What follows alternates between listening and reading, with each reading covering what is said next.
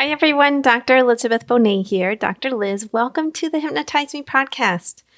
Before we jump in, please note that the podcast is not mental health treatment, nor should it replace mental health treatment. If you need psychotherapy or hypnotherapy, please seek treatment from a trained professional. I do hypnosis all over the world, so please feel free to contact me through my website, drlizhypnosis.com, DRLIZ hypnosis.com.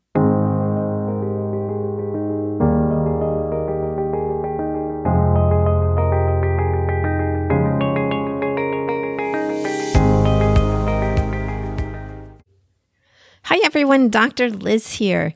I have a really fun interview for you today. But before we jump into it, we get very graphic. So we use some graphic language and talk about some graphic sexual acts. So if you put this on without thinking and there are little ears in the car, I recommend that you go ahead and turn it off and then listen at a time when that's not an issue. Today's interview is with Freja Njorden. She was actually in the podcast back on episode 126 about sex and communication. And then recently I was on her podcast that she just started called Nighttime Conversations with Freja and Steve. I was on 2 episodes of theirs, and it's always so wonderful to talk to her that I was like, why don't you come on mine again? You know, I'd really love to hear more about erotic hypnosis. Now, she defines what that is, but I'm just going to give you a preview of what we talk about. We start off with low libido and how to stoke it, increasing your excitement in your sexual relationship. We talk about enhancing sexual acts. So perhaps something you don't particularly like to do or have done to you can become something that actually gives you pleasure. So that has a lot of potential. We also discuss enhancing and experiencing fantasy safely and tuning into the different parts of yourself. So hopefully you'll enjoy this conversation as much as I did. Let's jump in. Peace. Hi, Freja. Welcome back to the Hypnotize Me podcast. Hi, thanks for having me. Yes, I'm excited about our conversation today. I have let the listeners know that I was recently on your podcast, the Conversations with Steve and Freja, that hosted on the Sensualist website. And it was such a great conversation that I was like, yeah, come on mine and let's talk about erotic hypnosis, like how hypnosis can help you during sex and with sex. Yeah, this is such a fun conversation. And of course, my pet subject. Yes, absolutely. So I'm going to start off with a question about what is erotic hypnosis for people? Now, it's defined differently by different people, but the way that I use it, or the way that I would define it or categorize it, is hypnosis that is used specifically to enhance your erotic life. So rather than, say, therapeutic hypnosis, even if therapeutic hypnosis is about sex, overcoming a past trauma or something like this, this is more, well, how do I enhance my sex life? How do I feel more pleasure or feel more excitement? Because those are 2 different things, pleasure and excitement. And how do I spice things up? Okay, fantastic. All right. So therapeutic hypnosis is more about overcoming problems, you would say, that you're having. I mean, obviously overcoming all kinds of problems, but when we're talking about the context of sex, overcoming sexual problems. Yeah, I would say it's more like therapeutic stuff. It's remedial. It gets you into a good space.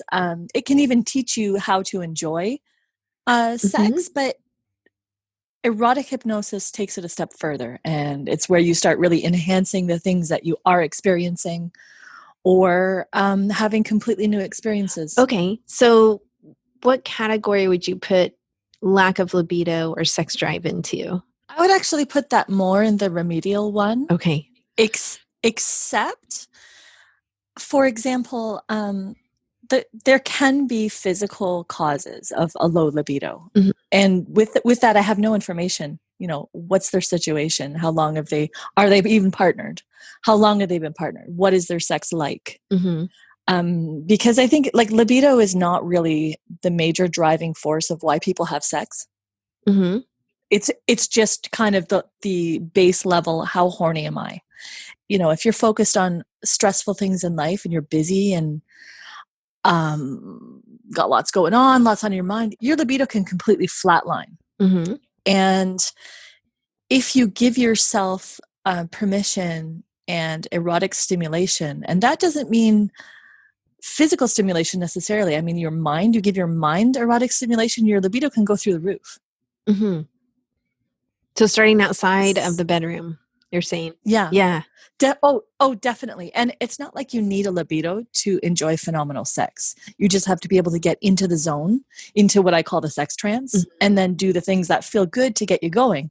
But if you want to get going outside of the bedroom and be horny when you're not having sex, which is a great feeling, actually, to go through the world kind of feeling playful and feeling juicy and inspired, then you have to get your mind engaged. And a lot of people are kind of lazy that way. Mm-hmm. What do you mean by lazy? I mean, they don't take the initiative. They're looking for something outside of themselves to do it for them. Oh, okay. And like porn or erotica well, or... no, not so much porn. I just mean, okay, so for example, biologically speaking, the way that we enter the construct of a monogamous relationship and family is not conducive to our sex drives.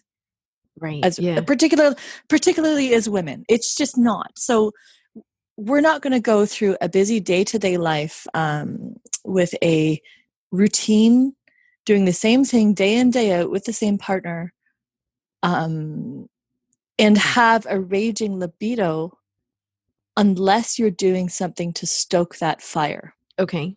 But when people's libidos drop, as it does naturally after you've gone through that first initial phase of insanity, love crack, and, right? and chemical deliciousness in a relationship, after that you need to do something to stoke it, and that could mean erotic fantasy. Like men usually don't have much of a problem because they are used to thinking about things in that way. So they'll move through the world and they will stoke their own imaginations using fantasy and using objectification of women. And what that does, it's like a cheerleader for their penis and for their libido. And often women don't do that.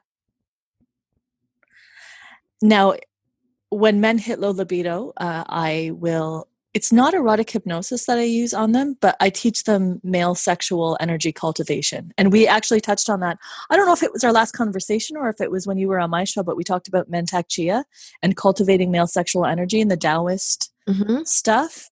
So if it's a male who has low libido, he may want to look into his stress levels, and then also what's he doing with his ejaculation and being more conscious about it. Okay. So what about for a woman with low libido? If her health is in order and she's not extremely unhealthy, then she needs to get her imagination involved. And that means cultivating fantasy. That means finding the thing which to her gets her feeling sexy. And maybe that's going out dancing and learning salsa dancing and getting her body physically involved and also getting close to people, physically close to people, which is not really great right now during the pandemic. Yeah, right. And well, what do you mean close to people? Like if let's assume that she's partnered and in a monogamous committed relationship. So what do you mean by close to people? Like close to her partner? Not necessarily. But it could be. So for example, as humans, we're designed to connect. And when we move through the world, it affirms that we are a attractive person, that people like us.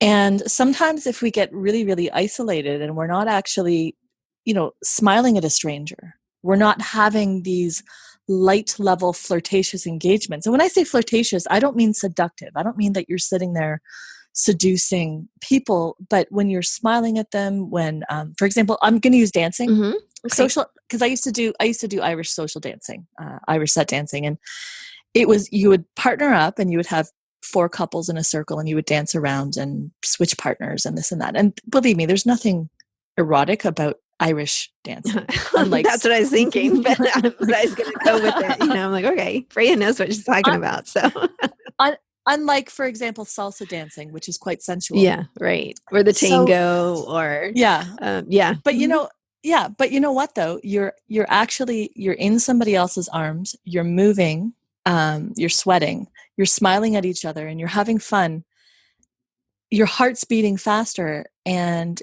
it creates this sort of social lubricant. That's why it was called social dancing. Mm-hmm. And it makes you naturally feel more connected. Mm-hmm.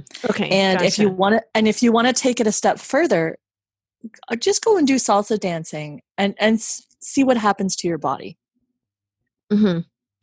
It wakes it up. And if you don't want to go the physical route, for example, audio erotica is extremely arousing. Mm-hmm. If you find the right ones. And so is reading interesting and erotic stories. Mm-hmm. That kind of thing. Just music in general. Like I have a playlist that reminds me of my husband, and I'll put that on sometimes. Well, like often when I'm angry at him, I'll put on the playlist, right? because it reminds me of all the good feelings I have about him, right? So it's learning some cues. There's a very well-known family therapist, couples therapist, who said that you need to go and do new and exciting things together as couples to keep your sex life fresh. And that can be all kinds of new and exciting things, like from skydiving to let's go to a new museum to let's take a vacation, like all this stuff. But his point was that when you're doing something that gets your heart rate up, right, then there is a bonding that goes on with your partner, and that chemical bonding, I think you referred to that earlier, carries over to your sex life. Mm-hmm. And well, actually, love feelings.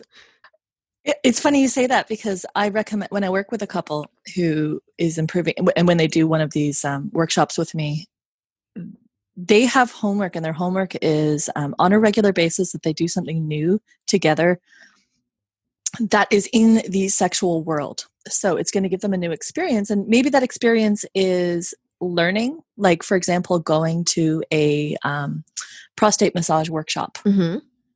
Together. Now, they may not be into that in terms of neither one of them is actually super interested in it, Mm-hmm. but it's a new experience, and it's in the sexual world. Yeah. The next month it might be going to a club or Mm-hmm. maybe a nude beach if they're very, very, very nervous, but somewhere where the two of them are stepping outside of their comfort zone, learning something new, having exposure to a new thing. And then afterwards, they got through it together. Now they can have conversations about it. Now they can say, well, I found this element. I really don't want to, have sex with strangers, but I found this element really exciting, or I thought what he was doing to her was pretty hot. I would love if you did that to me. Gotcha. So it gives them new things and a new repertoire. And when people just kind of sit there and be like, I just don't have any interest. Well, do something to piques your interest. Uh-huh. Okay. Actually, let's move this into the area of erotic hypnosis. Erotic, I think I said. I'm going to say that again. Well, bringing this. That's actually a really good. I know, really right? Erotic. I love it. Write that down. Yeah. To bring this back to erotic hypnosis, how do you work with someone in terms of enhancing their pleasure during sex? So let's say they go out, they do all these exercises, or they're stoking the fire, and they're like, all right, I'm still struggling a little in the bedroom with doing this or with doing that. Like, how do you help them with erotic hypnosis? So there's a really, really big spectrum, and it depends on how adventurous you are. And I'll start with the tamer things and then give some more examples that become more adventurous. And something very tame would be enhancing how erotic a certain activity is to you. So let's just say it's okay when your husband goes down on you, but you're not that into it. Mm-hmm. And he loves it. He wants you to, he's hoping you're going to love it as much as he does. And he wishes that he could orally pleasure you that way. But you can't, there's something in your mind which doesn't let you relax and really go there when he's down between your legs. Yeah. So erotic hypnosis can help get you into that mindset where not only are you perfectly capable of receiving, but the sensations themselves become more pleasurable. Oh, okay. So that what was okay, yeah, this feels good, is now, holy shit, this is incredibly hot and sexy and arousing. Mm. And it can go the other way too. So, for example, if you want to become more aroused from giving oral sex to a penis, then you can actually have orgasms from doing that. Mm-hmm. And depending on where the woman is, like she may not even like having one in her mouth. Like it may be kind of gross to her. Okay. Well, if you have a great partner and there's no reason, and I'm a big fan of not doing things that you don't want to do. Okay. So yeah, gotcha. if you don't like giving oral sex and you don't want to give it, then don't. However, if you would prefer to be able to do it because you're like, God, I wish I could do that for my husband. He's so great. I know he would love it if I did. And you don't have any reason not to, personal reason not to, Mm-hmm.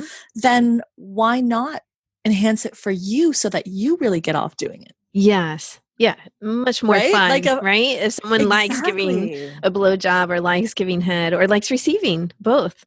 You get it on both sides, I think. Yeah, because there's no fun in just disconnected servicing of a partner. Like, yeah, absolutely. That gets boring. Right? Like, what am I doing here? Yeah, my jaw's getting tired. Yeah, exactly. This is awful. Whatever. And then you fall into like, the twice a year blowjobs, Christmas and birthday or whatever. You know what I'm saying? That a lot of men talk about.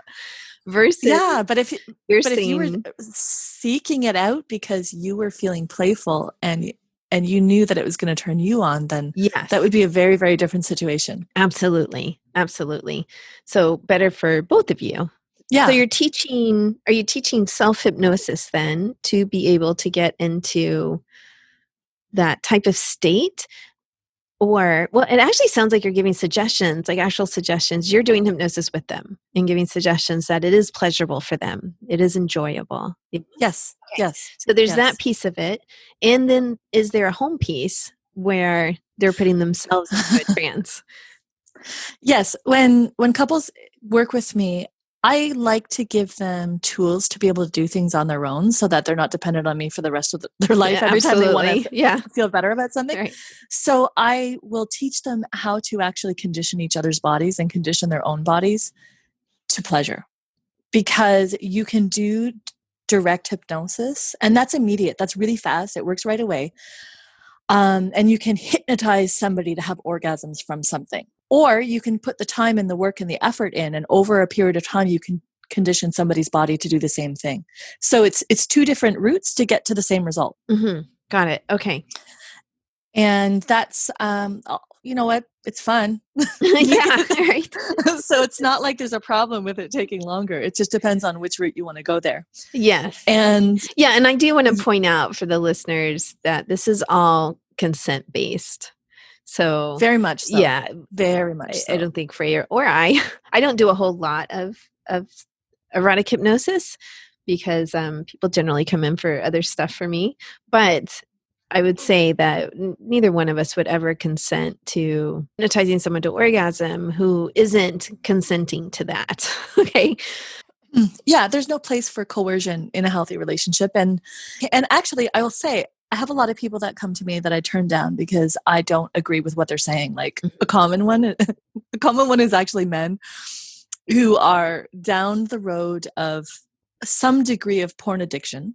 And so they contact me and they want me to work with their wives so that they want to turn her into some sort of pornographic fantasy so that she's, always wanting and she'll do all these things and she'll do that. I'm like, in what world do you think I would ever do that? Yeah, right. Yeah. Yeah. Big difference.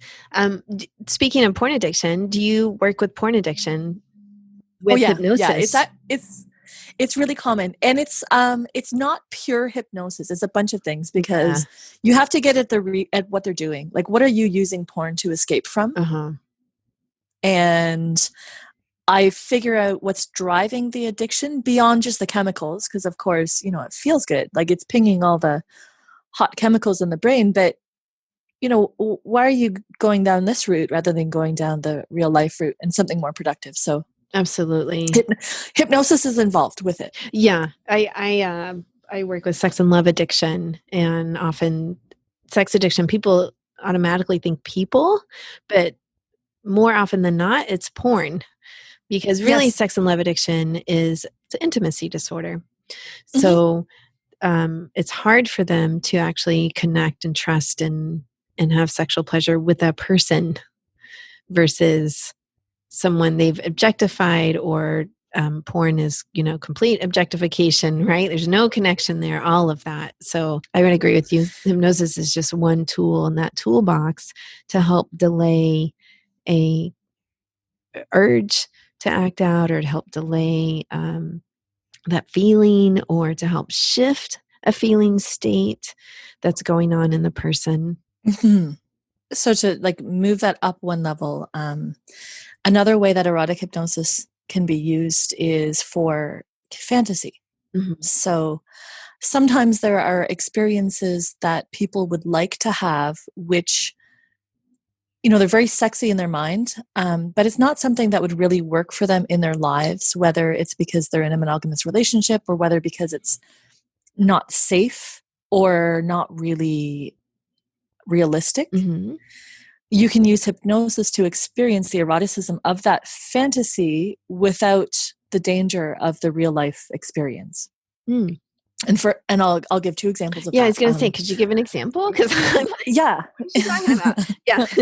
Oh, okay. I'll give a few actually. So one that is really, really common. A lot of men like the idea of being, excuse my language, fucked up the ass by their wife, Okay. or a woman, or something like this, but they don't really want that, but the idea to them is very titillating. And also I'll say the prostate is analogous to the female G-spot. Mm-hmm.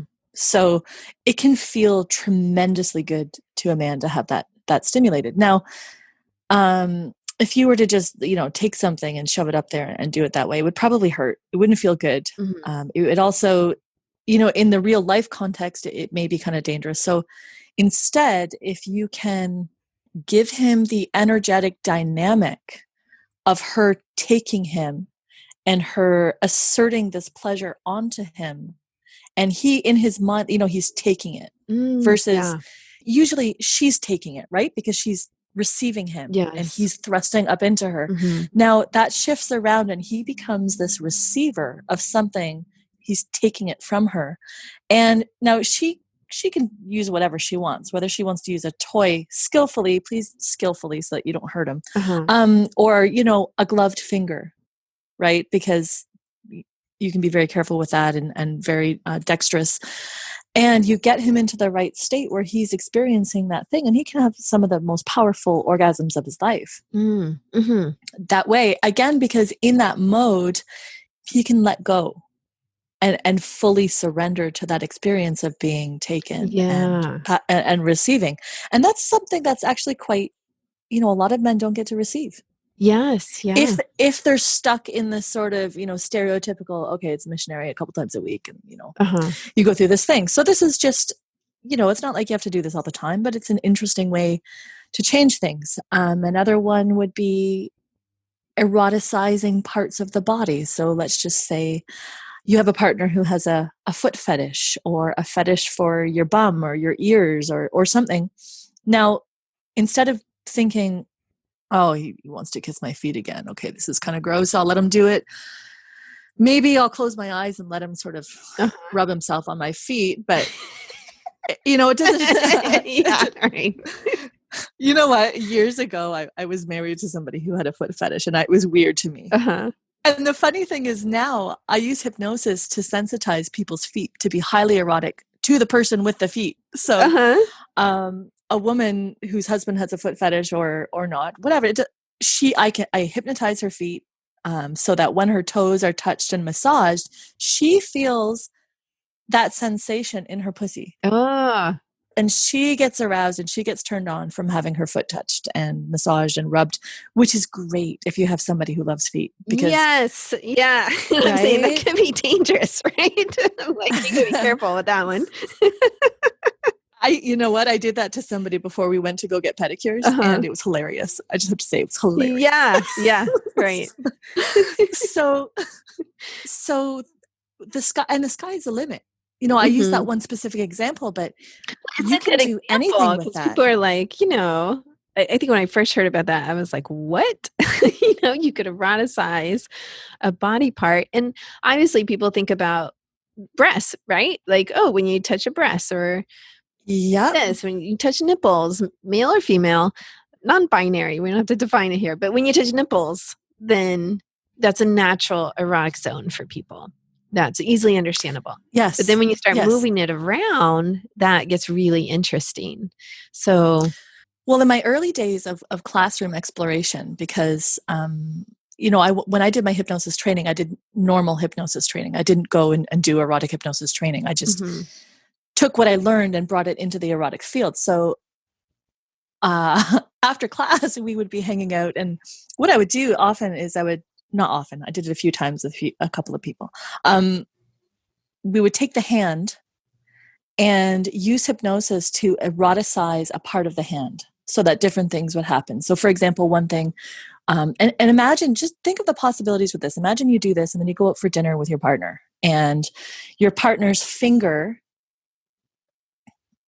when you stroke and you rub it, they actually feel it on their penis.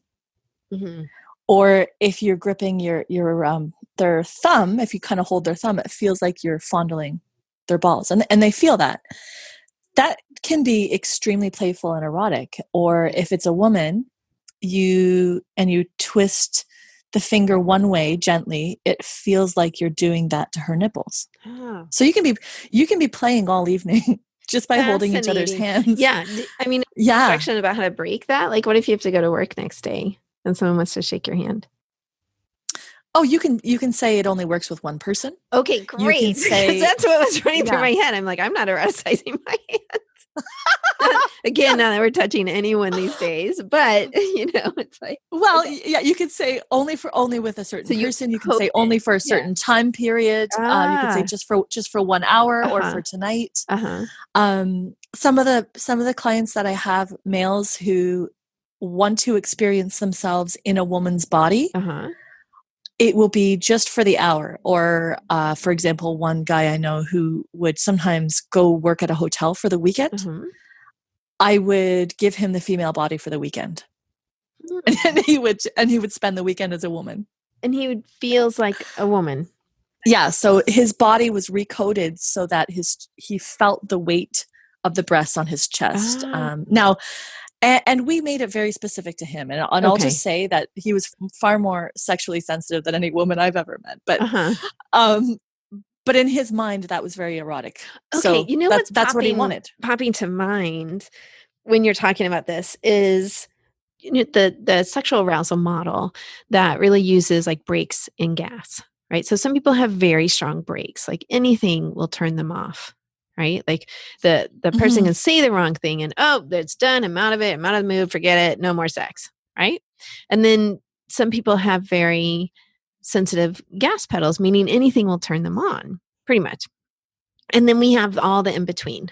Okay. Where that really is a whole scale. What I'm hearing when you're talking about this is, can you change somewhat someone's brakes and gas pedal? Like, could you recode? Yes. Yeah, to where someone has, let's say, a more reliable gas pedal.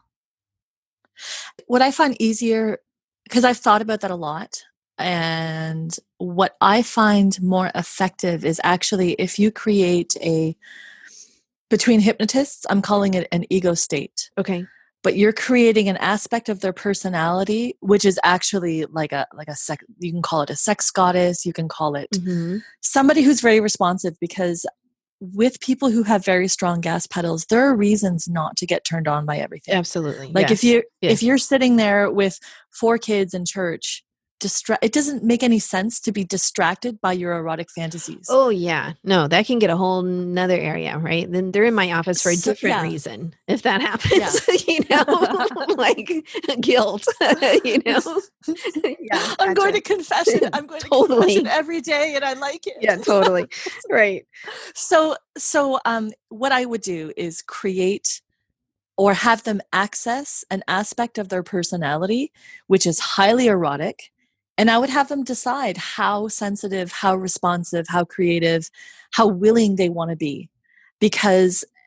And then they would choose when they shift into that. And some people say, oh, my goddess is coming out. Or, oh, depending on what the person is like, oh, I've slipped into my inner horror. Mm-hmm. It's like, I don't like that term. Like alter egos. I don't like that terminology. But exactly. And it is an alter ego, but it's still you. Everything is aspects of you. Yes, integrated, we'll say. It's not like you're losing consciousness and moving into the state. You're deciding like, oh, yeah, I think this is a nice time to bring out, my inner goddess. Yeah, my inner sex goddess, not just my goddess, my inner sex goddess. Yeah. Because she does not want to be the one making the decisions at work. Mm-hmm. Because if she was, you'd be seducing your boss and everything else and bringing your toys to work and playing under the table. That's not appropriate. Yeah. But if you want to be super responsive and playful and fun on date night with your partner, or if you want to feel, if you're single and you want to feel totally confident and seductive and able to make decisions instead of being like, well, if he's pressuring me into sex, I'm going to do it. No, you're doing it for yourself. You're not doing it because he wants you to. Mm-hmm. If you decide it's a good idea, then yeah, you're going to do it. But you can also just as easily decide, hey, this is not for me tonight. Yeah. Yeah. So you really, really get in tune with that part of your personality. And that means when you're in this time frame, she's the one making the decisions, not the one that is, uptight, with hang-ups and all kinds of judgments and oh God, no, that's gross.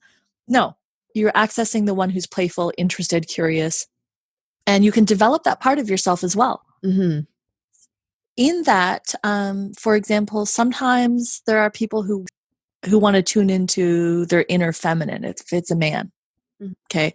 And he's like, you know what? There's a part of me I feel is really feminine. And I don't want to give up my life and my marriage and all this, but I would like to access that sometimes. Mm-hmm. Erotic hypnosis is a safe way. Got it. So are there other ways that we haven't really gotten to that you use erotic hypnosis? Yes. One way, which is actually really beautiful, I think, is for people who physically have limitations where they can't experience the type of intimacy that they would like to. Mm-hmm. For example, sometimes people who are in a lot of pain will commission a story. And the story it's not just a story. It's actually a hypnotic story. So they go into trance and then they get led through this experience. And in those moments, in that time frame where they're listening to it, they're not experiencing any pain. They get to have a very intense and vivid erotic experience, and they get to feel connection. But, in real life, they may be wheelchair bound or, in a home or very old and very lonely because they're looking after an ill partner. So there's a lot of potential in terms of what you can experience, or the two of you can listen to it together. Like I've crafted stories I'm calling them stories. They're hypnotic in nature so that you go into a trance and experience something really specific, but for couples to listen to at the same time. Fascinating. When their bodies aren't doing the things that they wish their bodies could do, their minds can go there together. I had read this, I don't remember where I read it, where it was like someone who had lost bodily function, right? They were paraplegic. And their point was that they learned how to orgasm with their mind, right? So they still had the intense pleasure of orgasm, but it was not bodily connected. It just reminded me of that. Yeah, that's fascinating. Yes, you can have orgasms from anywhere. Yeah, it doesn't have to be genital friction. Right. We tend to just fully able-bodied people tend to actually limit ourselves thinking it's just genitals, right? But that's not the case at all. It's not the case at all. And actually, I know that we've run out of time, but this is a really, really important thing. People think that your sex life declines when you age and when your body is no longer, let's just say, as procreatively functional. And that's just not true. All that happens is that your body changes. It doesn't mean that your erotic decreases or that you feel less or that you're less capable of having sensuality and pleasure. I think it actually goes up because you're less focused on performance. Oh, yeah. Yeah. Well, apparently that's what the studies say, that, the elderly are having a lot of sex, right? Like there has to be a reason for that. It's not procreation, right? It's hopeful for all of us. Yeah. Very hopeful. Yeah, but you're right. I mean, even at 50, there's positions I can't do anymore that I did in my 20s. Of course. You know, it's like, all right, that one's just off the table. Sorry, honey. You know, just not that flexible anymore. Got to do a little more yoga. But yeah, to speak to your point, it's that we change with age. And I think our interests and our turn-ons change with age as well. And how we gain pleasure, how we achieve pleasure, how we receive pleasure. So it's not all about achievement, changes as well. And we can explore different ways. I think we were talking another day about how women are way more auditory than men in general. A story will turn them on, something that they hear or sounds will turn them on much more so than a visual. And so that's a fascinating thing that you do is let me offer stories, right? I'm actually writing a collection now, and I've just started. I've got a few out, and I'm going to be adding to it. And the point of it is to bring the erotic into every day. Because you can move through your world every day and not see or feel or think anything erotic. Okay. But you can move through the same situations, and your imagination can create all kinds of interesting, sexy, fun, playful scenarios, and your body will respond to what your mind is telling it. Okay, so like you were talking about earlier, like stoking the fires. Yeah, a way to stoke the fires. Okay. Yeah. Cool. Where did they find that? On your website or on? Yeah, it's on my website under it's either Discover, I believe, Discover or Explore, and then there's AURAL, oral. Okay, got it. Yeah. But you have to make that distinction when you work a lot with sex, right? Yeah. That's great. Well, fantastic. This has been a fascinating conversation. I just want to tell you. We're coming to the end of our time, though. Can you please let people know how to contact you if they'd like to ask you a question or work with you or see any of your stuff that you have online?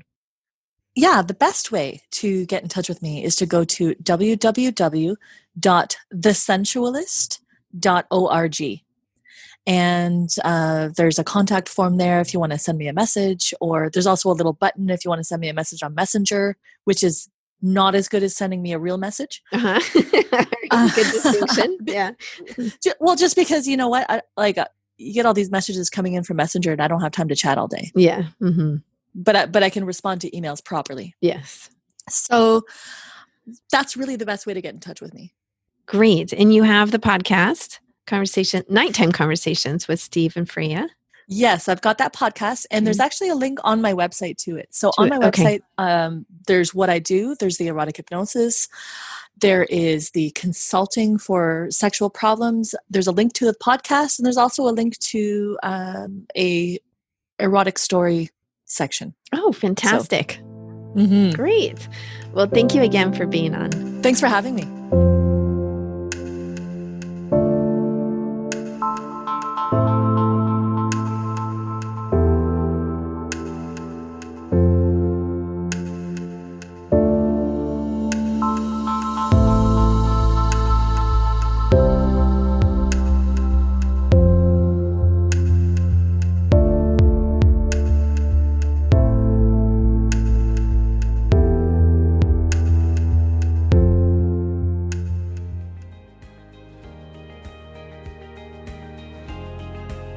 I hope you truly enjoyed today's episode.